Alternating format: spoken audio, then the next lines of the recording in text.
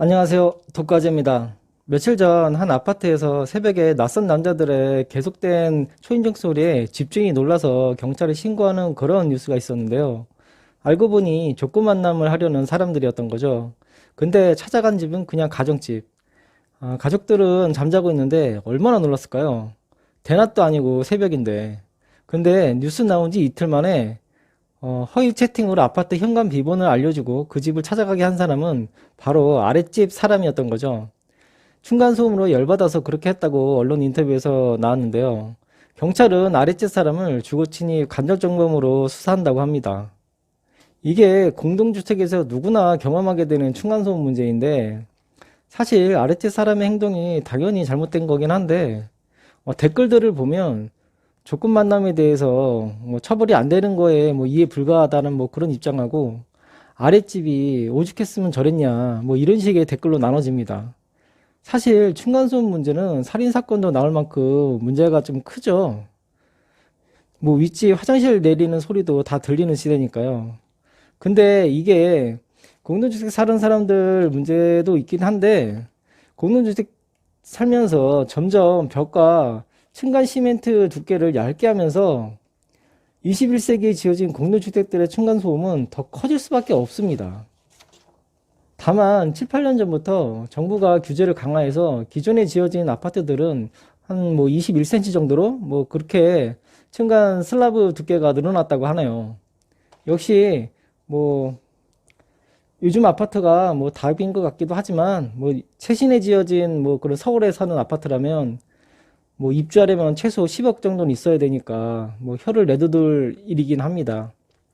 여튼 층간소음으로 뭐 황당한 저런 사건도 나오는데 피해자 집 인터뷰를 보면 아랫집이 뭐 한 번 정도 항의를 했었다 그렇게 얘기를 하는데 솔직히 아랫집이 느낀 층간소음은 엄청 높았을 겁니다.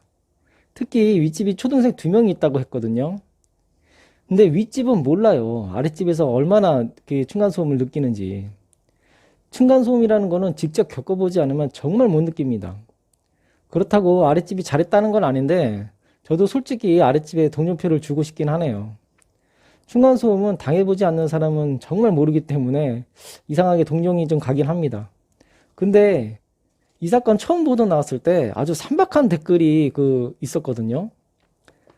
기사 그 댓글을 보면 뭐 아랫집을 조사해야 한다는 그런 글이 베스트 댓글이 있었어요. 근데 사실 그도 그럴 것이 아파트 현관 공동 비번을 알려줬다는 거하고 피해자 집이 초등학생 2명이 있다고 그렇게 정보가 있었기에 뭐 그렇게 유치했나 봅니다. 정말 대단한 추리력인데요. 뭐 보통 같으면 아파트 내에 뭐 성매매 하는 장소가 있나? 뭐 이렇게 생각할 수도 있는데 바로 아랫집을 한번 조사해 봐야 된다. 층간소음 문제일 수도 있다. 뭐 이렇게 생각을 하다니 정말 해안이 뛰어납니다. 여튼 일종의 해프닝 사건이라고 볼 수도 있는 사건이지만 층간 소음이 있어서 뭐 이렇게 뭐 분해 못 이겨 이렇게 해결하는 것보단 관리사무소에 우선 연락을 해보고 정 안 되면 정부가 운영하는 이웃사회 센터에 그렇게 연락해서 진정하면 됩니다.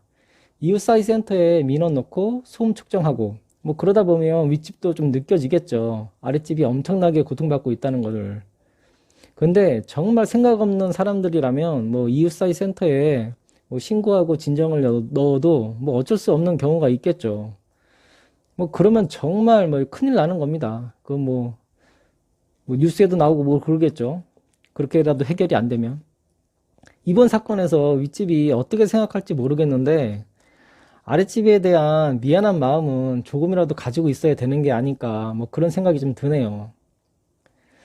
층간소음은 당해보지 않으면 모른다. 이상 독과제였습니다.